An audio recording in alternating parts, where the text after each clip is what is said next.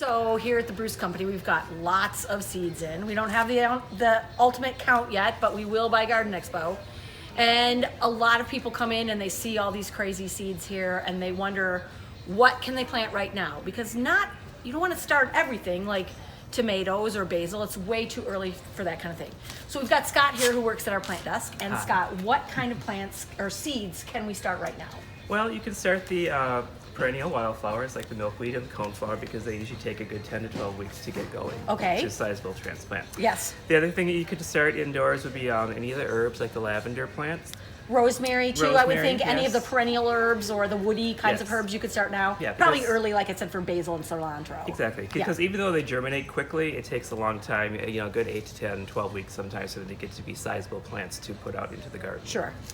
The other thing that you could plant would be some of the root crops like bulbing onions or the leeks. Mm-hmm. They germinate quickly also, but again, it takes a good 10 to 12 weeks to get sizable plants put out. Now into things the garden. like bunching onions, like scallions, that kind of stuff. Is a little early for that, well, maybe? no, you can start scallions. Okay. I started scallions last year from seed, and they actually did very well for me. You can also buy the scallions as a little transplant in the spring, but some people like to start from seed because you can get different varieties of them. And so that that is would be another good thing. That to is a start. really good reason to plant from seed because there's so many more choices. Lots of vegetables, that we talked about heirloom, what is an heirloom last week, and a lot of those heirloom varieties or those weirder varieties have different taste qualities, Yeah, exactly. different keeping lengths of how long they keep.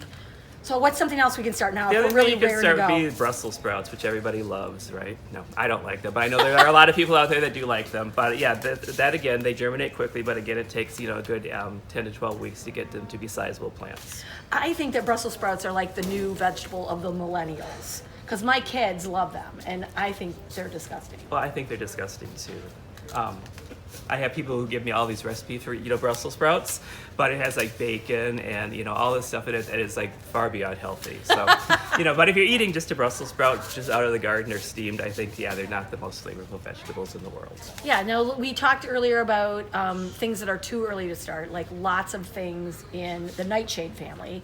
So potatoes and eggplant and tomatoes and peppers. Right. But there is one category of nightshades that you should start in the next couple of weeks, and that would be the super hot peppers. Correct, They need a yes. long period of time to generate those Scoville units that make them really hot. And I have a couple here. We have Apocalypse Scorpion and Carolina Reaper. Those both sound really, really hot.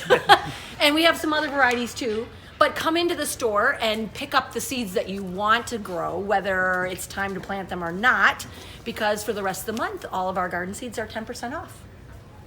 So stop into the garden center. Scott would be happy to help you make choices, and we're all hoping for spring. Happy spring from all of us at the Bruce Company.